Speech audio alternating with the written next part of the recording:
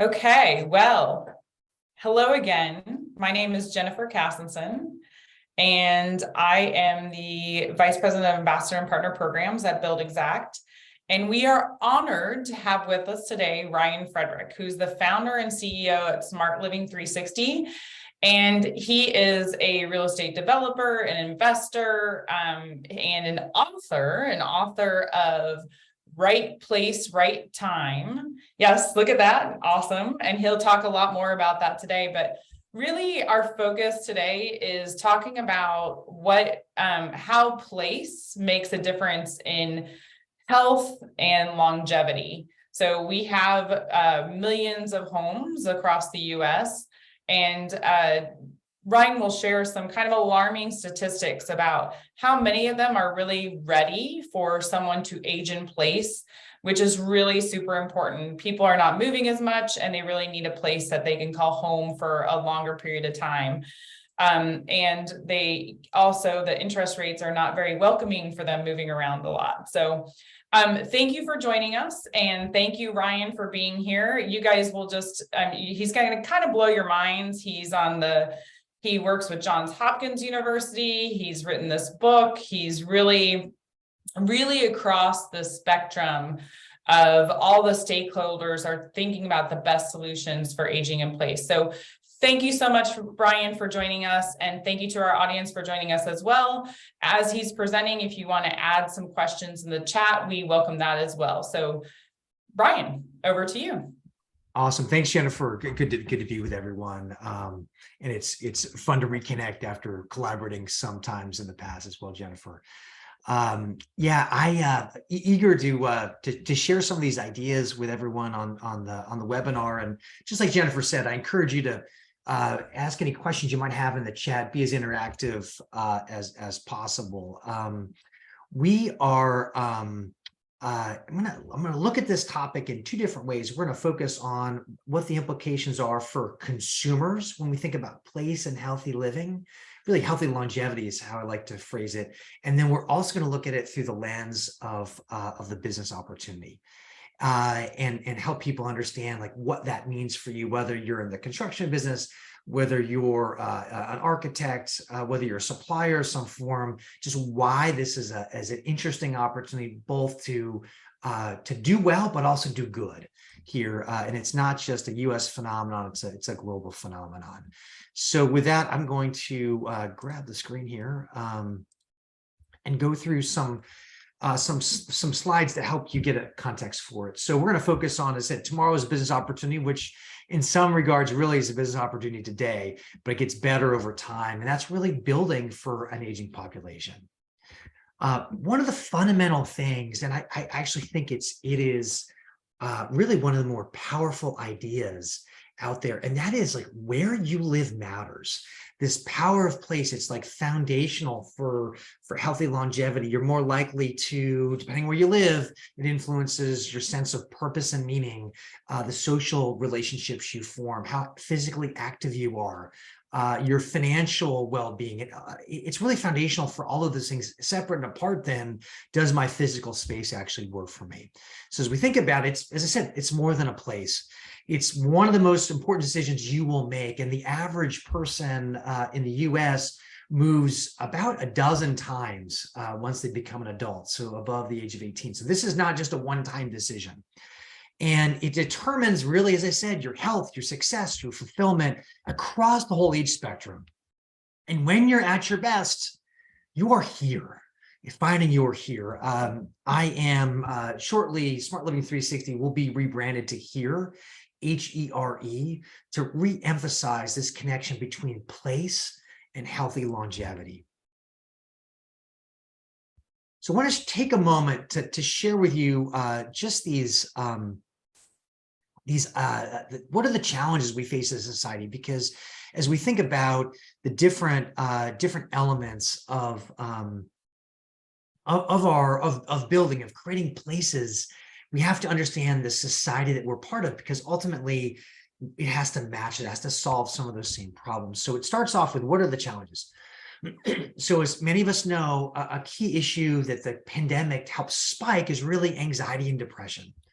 You're seeing it increase to the point where, as you can see here, as of December 2021, about close to a third of the US adult population has either some symptoms of anxiety or some symptoms of depression. And there's a bunch of reasons, of course, behind that. And some of it happened, before, there was at a high number before the pandemic. And this is in a way like the water in which we're part of. And at that same time, when we're having this kind of relative spike in anxiety and depression, we're also finding that there is a rising number of US adults who are living without a spouse or a partner, living alone. And so here in the age 25 to 54, you can see over the last really 30 years, there's been this kind of drop in people that have a spouse or a partner. And so you're a higher percentage, close to 40% of people are unpartnered. And that has implications in particular around loneliness. So this is a frequently researched or cited survey that the Pew Survey on American Life released last year.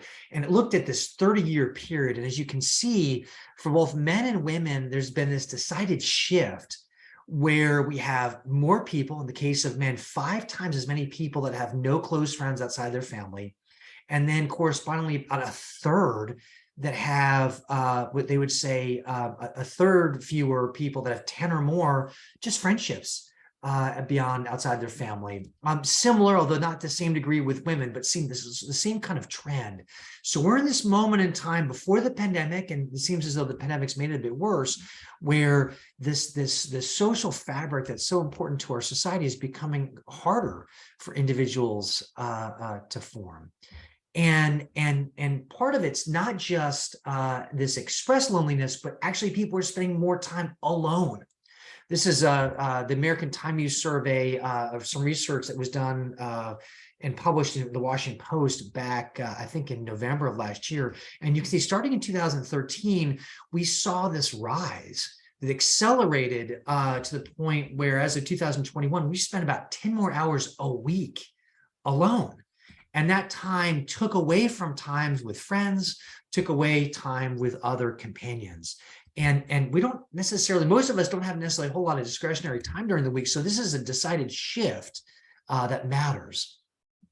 And when you take that piece coupled with just the tendencies over one's life, you'll see that more people, as they get older, they just spend more of their time alone.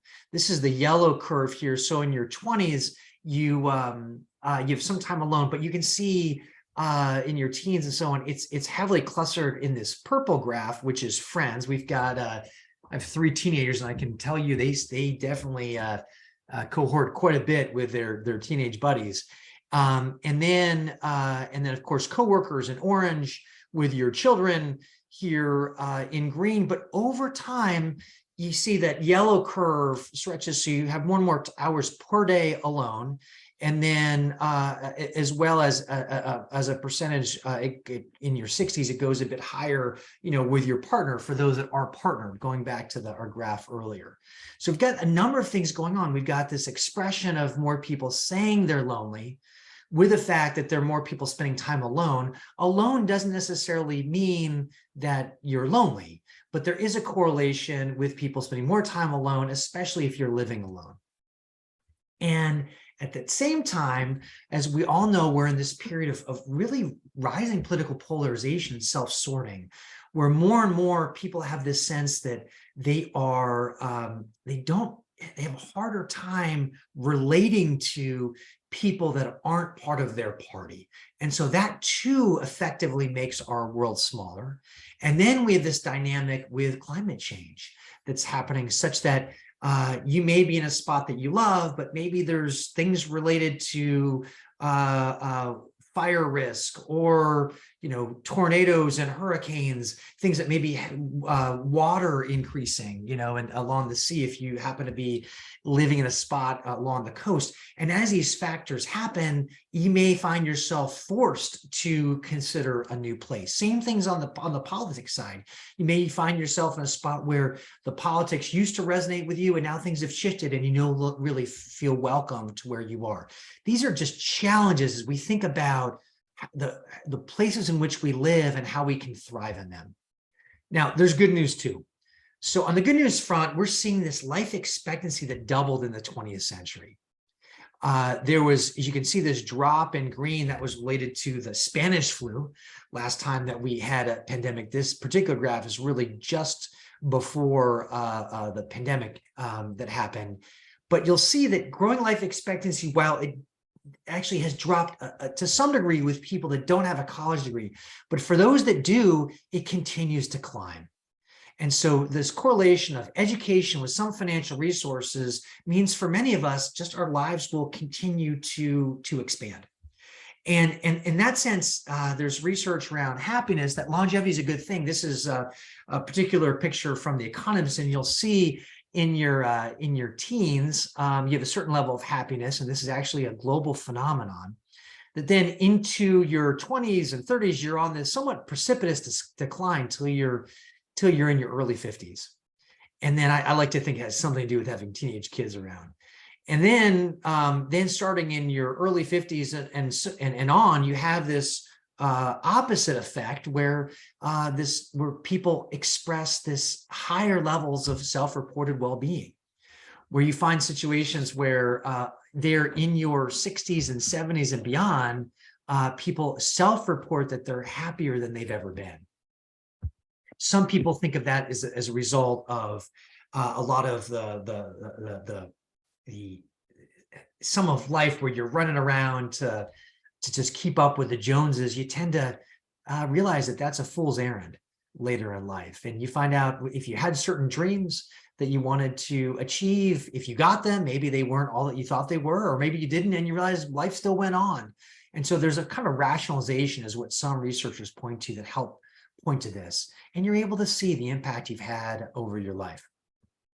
Another key piece of the good news is that it turns out how long your parents have lived is not necessarily a strong correlation to how long you're going to live.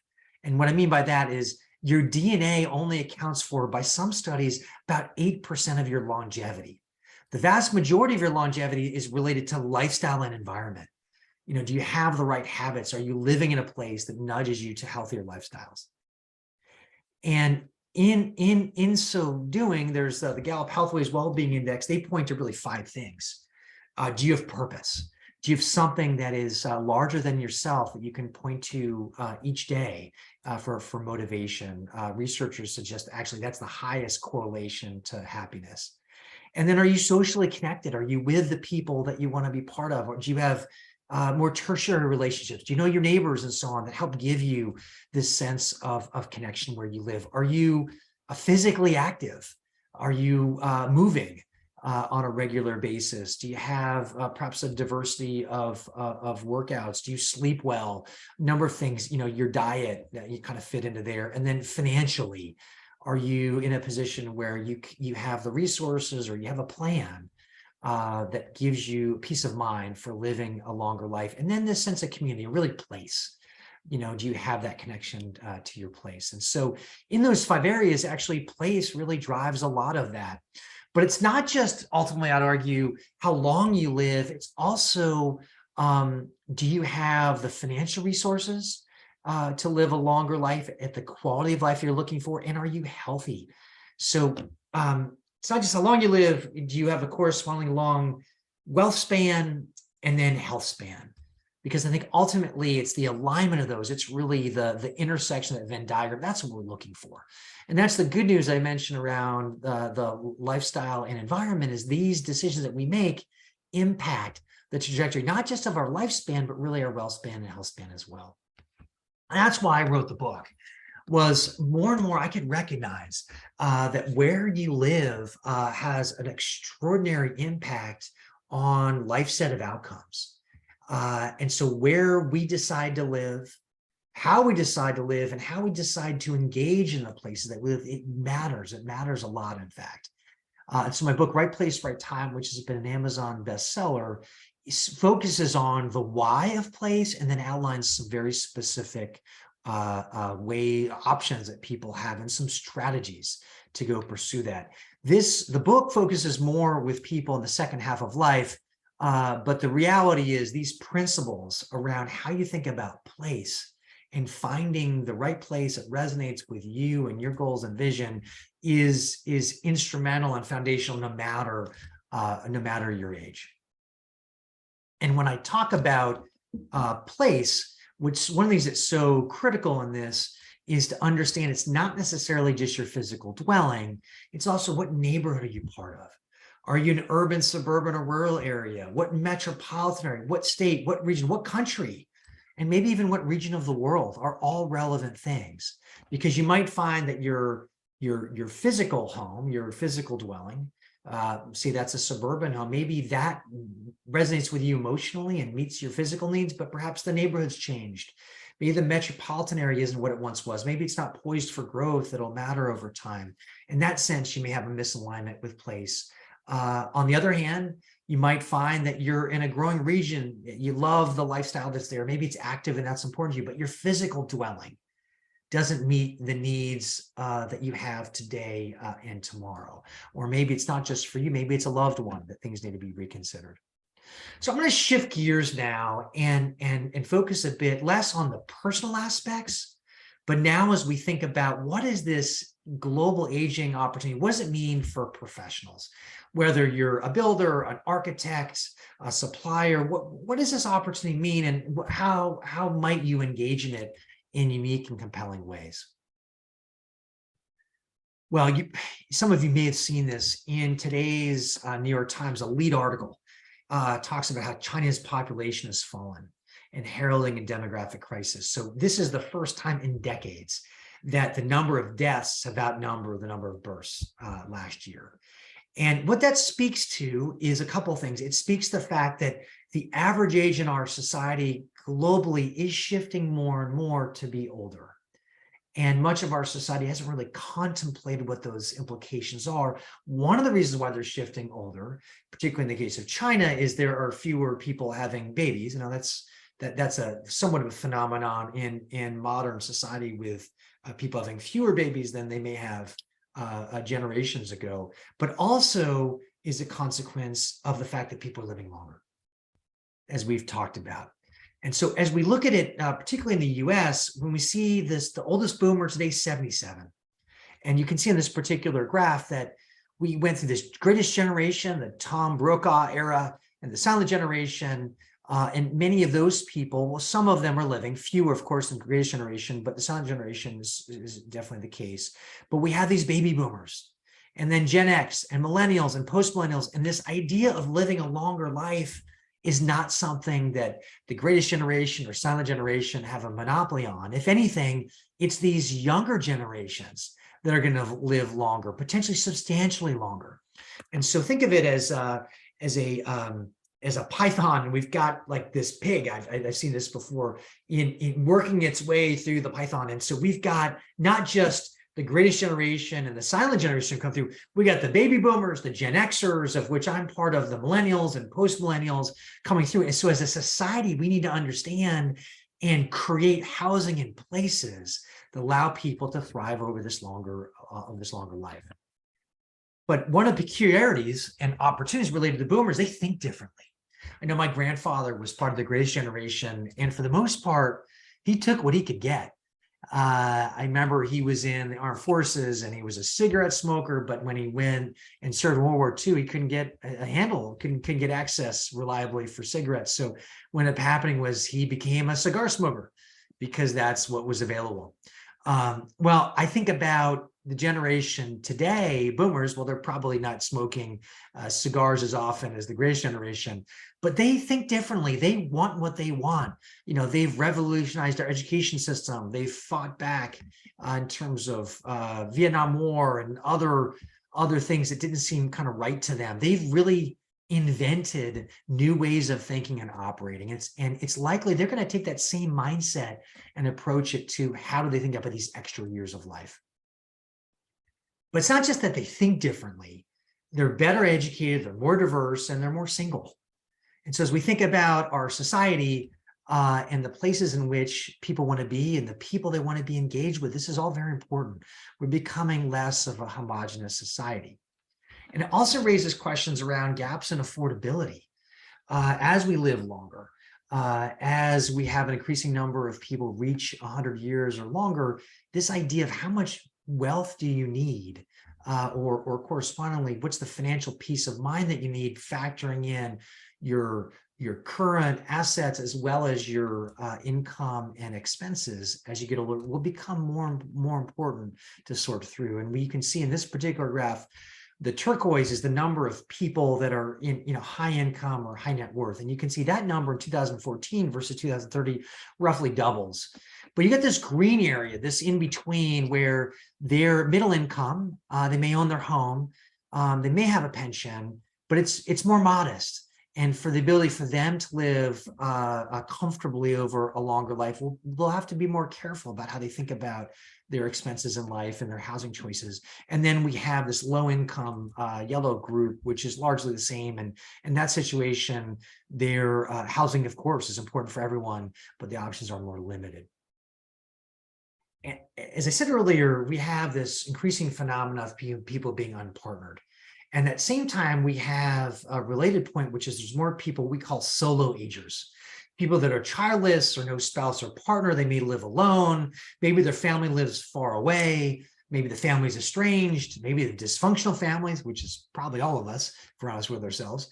But that last point aside, you can see that we have about 2.2 million people today that are 74 and older. So really the front end of that baby boomer cohort, but it's really that 5 million between 65 and 74, and then almost twice the size, 8.2 million in the 55 to 64 cohort. So we have this group of people that are aging that there's less of a support system to help them, which again makes, I believe, where you live and the home that which are even more important to plan for.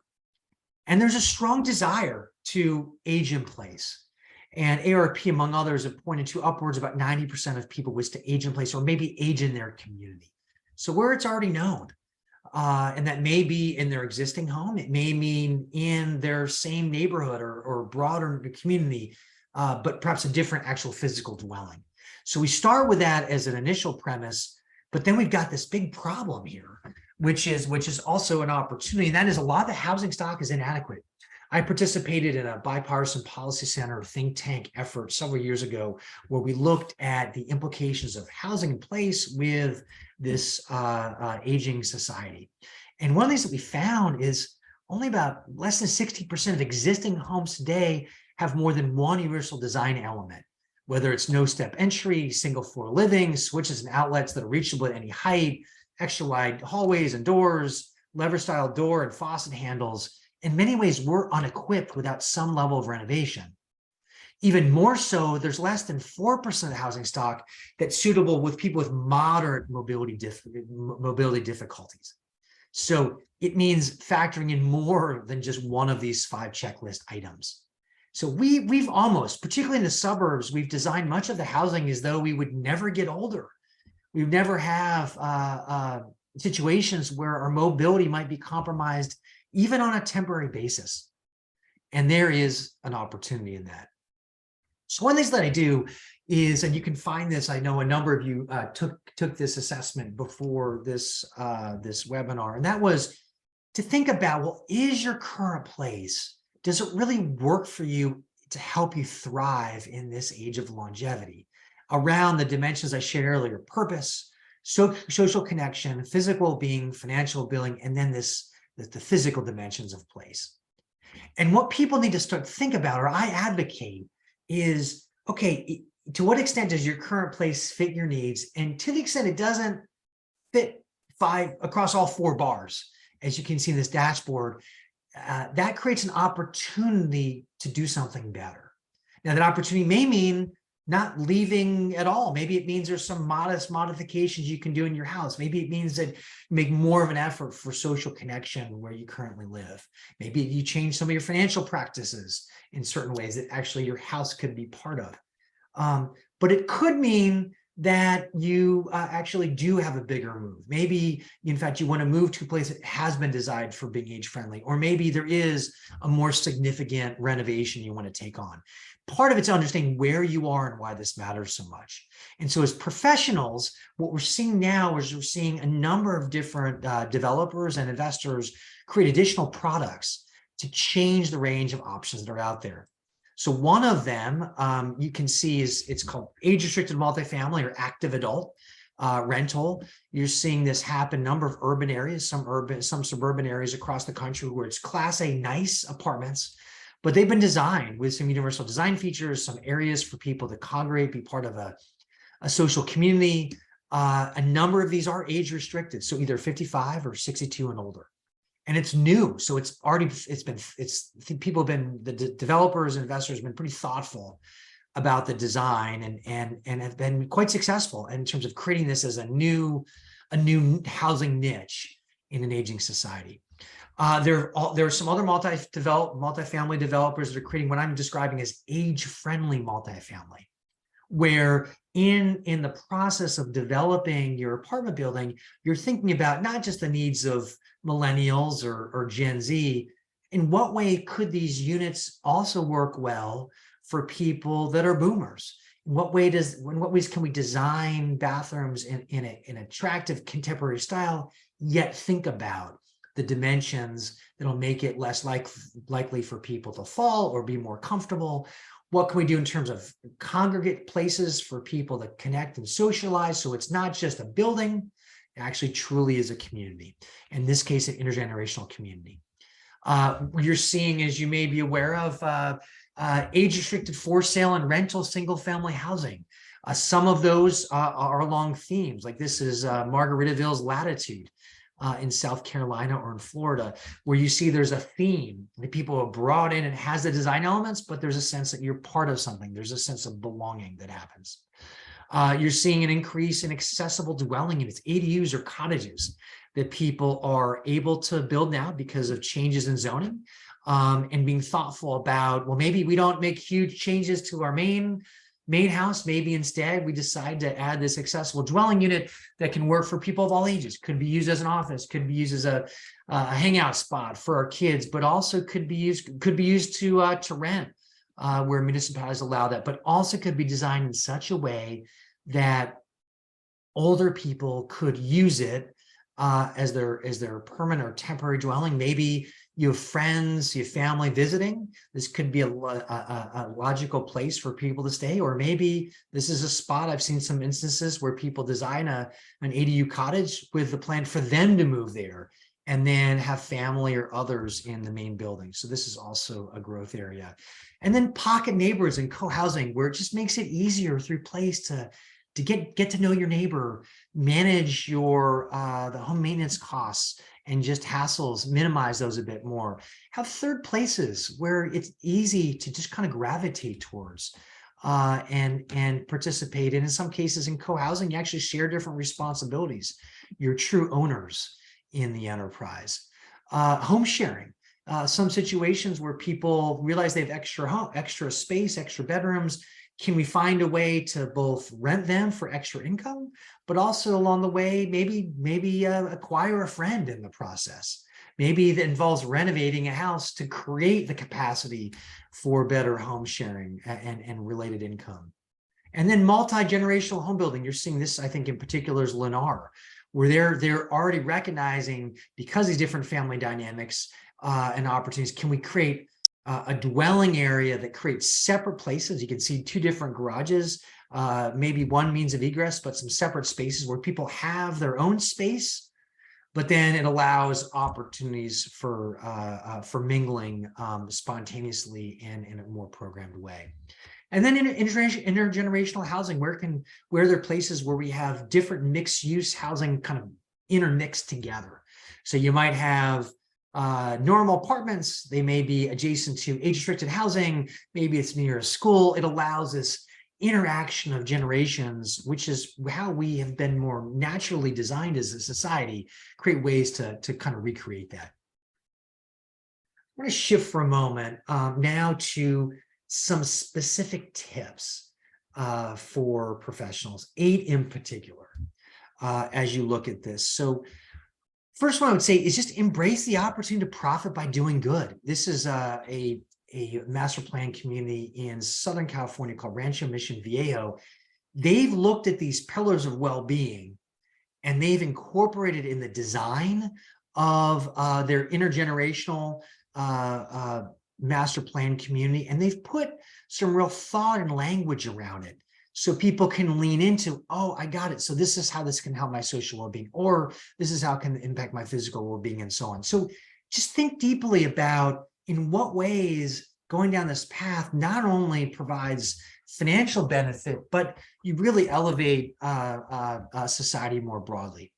Part of that also is my second point, which is understanding psychographics, not just demographics. Sometimes, we look at, well, where are the people and how old are they and what's their capacity to buy something, all critical questions. But even more so, how do they think? Right? Are they people that love to socialize? Are they people who love to be active? Are they introverted, extroverted? It turns out there's a number of marketing firms that can help you segment these areas, then map it to demographics. You get a sense of, okay, for a given market, here are the number of, in this case, connected people in my market. And here's how I can best communicate with them. So as we think more about psychographics, not just demographics, we'll be able to track people for our communities, but also help them really thrive when they're there. And place matters, location, location, location. So you have to be smart about both place and placemaking.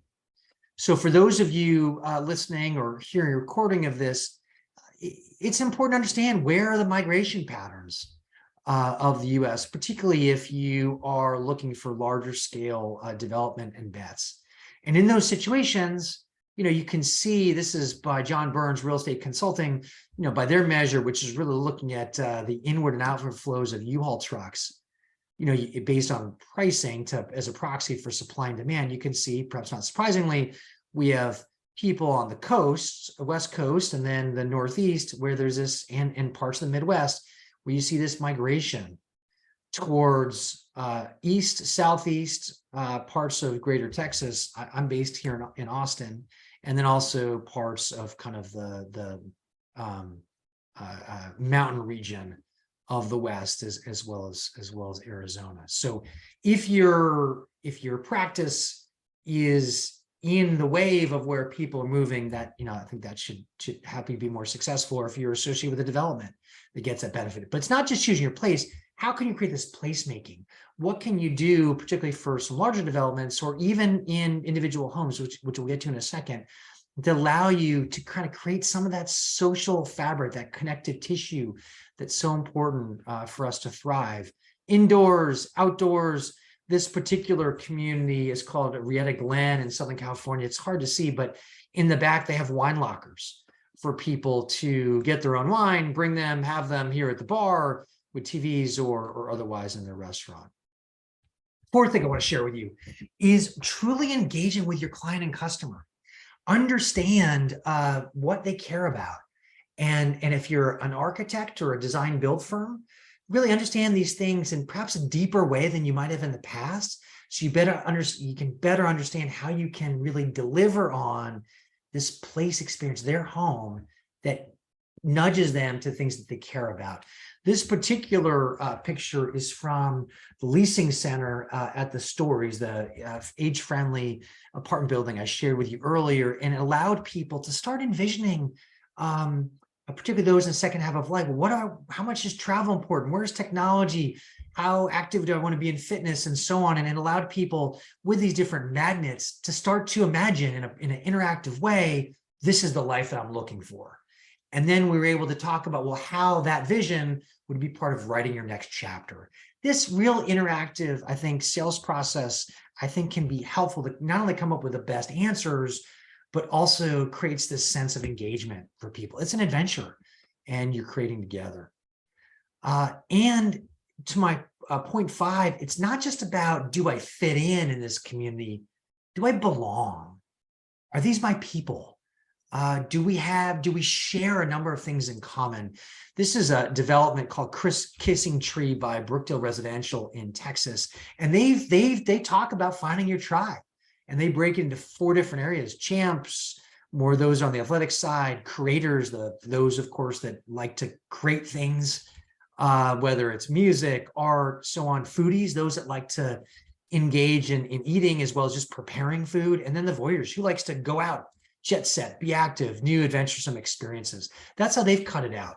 But again, how, as we create places, or as individuals choose places, how can we make sure that we have the sense of belonging, not just fitting in if it's not really who we are?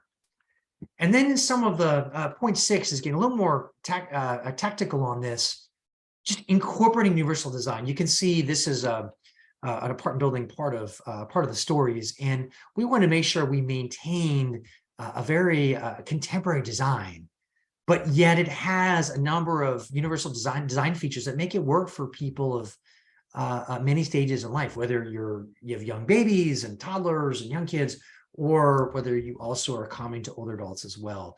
And the bathroom is a key area, in terms of finding ways. There's a comfort high toilet, slip resistant tiles are really important in something like this to minimize the risk of falling.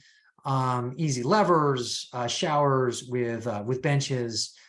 Specifically in some of the design of this building, unit in particular, it factors in the tiles like I described, the comfort high toilets, the shower with the built-in seating, glass doors, adding blocking there in the bathroom. If you want to add grab bars later on is important. Again, a lot of these costs are pretty minimal in the design process and execution. It becomes much more difficult if to renovate after the fact. And then, you have low glare lighting, higher electrical outlets, in-unit high-speed internet. Of course, it's critical for all of us these days. A balcony to have some outdoor space, pull-out shelving, just being thoughtful about the ergonomic hardware that's used, and so on. Excuse me. Another element is, how can we just make spaces healthy? This is a picture into the Etsy Brooklyn office. This idea of biophilic design. Can we create plants and green spaces that are within our environment, that we get to look at, both inside environment, and ideally, as you can see with the windows, look out as well and be part of the outdoor space. How can we also create little nooks which allow, in the chaos of all these different announcements we may get, or notifications through our phones, we get a chance to just unplug, and it fits in the dimensions that are human. I'm thinking about Sarah Suzanka and her work with the Not So Big House. Similar idea is that you're in a spot where it begs you to come in, and this is what this reading nook is all about. Or front spaces. What can be done with porches and opportunities for people to spontaneously engage with you? Again, going back to that point around social connection, most of us don't know our neighbors, and finding ways to make that easier through spontaneous social interaction. I found recently, I was dropping off some gifts to some friends in a neighboring neighborhood, and people just don't open their doors these days. In order for people to open the door, I had to send them a text, "Hey, I'm here, I'm outside." So ways in which we can signal to people, "Hey, I'm around if you want to chat for a moment," makes it easier here if we have some energy on the outside of our homes. And again, just finding places for just congregation spots as we think about both our kitchen spaces and then our meal areas as well. And then last one I'd like to emphasize is make yourself known for the specialty. There's a friend of mine, Taylor Davis, and she's built a practice in Alabama where specifically most of her work really fits into this idea of helping families live longer in the homes they love. She feels that people shouldn't have to retire from their homes, but in order to do that, they need to be thoughtful about the ultimate design and how it's decorated and engaged in, and has implications for even how we design our bathrooms over time. So we're not forced to move out of our homes before we may want to, going back to this idea of people desiring to aging in place or age in their community. So as I shift back to the individual piece, I encourage you, live a great story. recognize that place is one of these variables that matters a tremendous amount. This is one of the different sayings or murals in Austin. I run by this on a regular basis. Helps me finish my run with a little extra spurt of inspired energy. But if you're in a spot where you're thriving, awesome. But if you're in a spot where you just don't quite think it's right for you or something's holding you back, look at place. See if there's things that you can do to improve it, to engage those around you, to make modifications. Be thoughtful about it because it matters. Or in some cases, as I said, we tend to move about a dozen times in our adult lives. Maybe you're in a spot where a move is the right thing. Or as we put a professional hat back on, is there an opportunity in your local area, in the markets you serve, to help solve a need where people are struggling where they are, they want something better, or they enjoy their homes, but it needs to be fixed and they need guidance to help make that happen. That can also be part of living a great story. So as I leave you, encourage you a couple things. You can find this code here.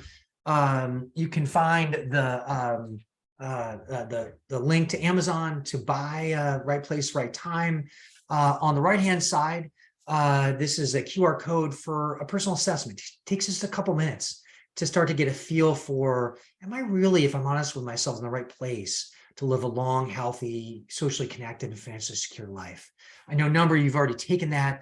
Really, I encourage people to think about it personally, because I think the more they can understand the importance personally, the more likely they're going to be able to fully understand and be driven around the market opportunity of building for this society that's living longer and longer. In my work, I do a fair amount of business to business consulting around this. So if your business is trying to sort this out today, how can we really embrace this opportunity? I'm happy to talk about that as well. And you can reach me here at Ryan@smartliving360.com. As I said, shortly there'll be the new brand, which is Here, HERE, and the URL will be here.life. But that may be a week or so before that officially transfers over. So with that, Jennifer, I'm going to hand it back to you. Ryan, thank you so much. That was incredible content. I welcome anybody to put a question in the chat while we have have Ryan still online. One of the things that really sticks out in my head is that 3.8% of homes that are ready for the mobility issues. And that's a huge number. And remodelers and builders who are out there should be thinking about that. How can they seize on that opportunity? How can they go about their own local neighborhoods and look at opportunities for new business based off of improving homes for in some of the tactics that you mentioned? That's fantastic. So Ryan, I have a question for you. So I would think that a lot of people are not embracing the fact that they need these changes. How do you deal with that? Yeah, it can be an issue, Jennifer. I think the pandemic, I think it's been pretty helpful because in that regard, because I think it put a spotlight on the fact that a number of us, when we were stuck in our homes, were kind of had the reaction, well, maybe I need to rethink this. Am I really in the right place? And then I think you've also had a dynamic with this, the flexibility to work from different places, has said, okay, well, if there's degrees of freedom now with my employer, or do I feel confident that these policies will maintain themselves in some capacity? Should I think about place differently? Should I relocate to a new location? Should I think about renovating my home in some ways if I'm going to work here for a longer period of time? So I think place has been triggered with some of these macro things. I would also say that when researchers talk about loneliness, and an often quoted statistic around this is that chronic loneliness has the health equivalent of smoking over a pack a day of cigarettes.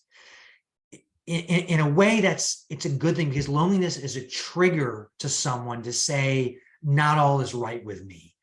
And that can be an impetus to change. It can be hard to recognize that, to admit that maybe, you know, I'm lonely, or I don't necessarily as socially connected as I'd like to be. But so the optimistic piece of that, Jennifer, is that maybe enough of a instigation for people to say, you know what, I need to really look at this. And the assessment tool that I put on the website earlier this year, or last year, you know, thousands of people have taken it, and it's been fascinating to see people recognizing, well, maybe I'm good with wealth, but this social thing's harder, or maybe I actually like physically where I live, but there's something wrong financially. Like, how can I sort this out?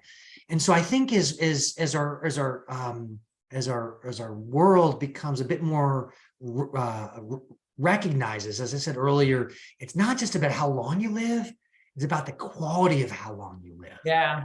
And so that idea, and recognizing that we have a lot of agency in it because of the lifestyle decisions in our environment, means that this is something that really matters. Like, if we care enough about exercising a little bit or eating our vegetables, we should be thinking at least as much about like where we live is the right place. So I'm optimistic that that more people are going to say this is important to me, but it's hard. And that's where, you know, your audience it has a critical role to play, because they might say they want to do something different, but if they don't have people coming alongside them to create better places or be partners to make their current home better, it can be really hard. I know we, as you might suspect, having thought a lot about this, when we moved from the East Coast to Austin about 3 years ago and then bought our house and renovated it, I was thinking more about some of these principles around healthy longevity than our architect was, as well as our landscape architect.